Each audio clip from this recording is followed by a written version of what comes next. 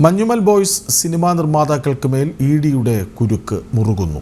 സിനിമയുടെ മുഴുവൻ കളക്ഷൻ വിവരങ്ങളും ഇഡി ശേഖരിക്കുകയാണ്. 18 കോടി മുടക്കി 250 കോടിയിലധികം രൂപ ലാഭമുണ്ടാക്കിയതായാണ് ഏകദേശ കണക്ക്. നടനും നിർമ്മാതാവുമായ സൗബിൻ ഷാഹിറിനെ ഇഡി ഉടൻ ചോദ്യം ചെയ്യും. ആദായനികുതി വകുപ്പും അന്വേഷിക്കും.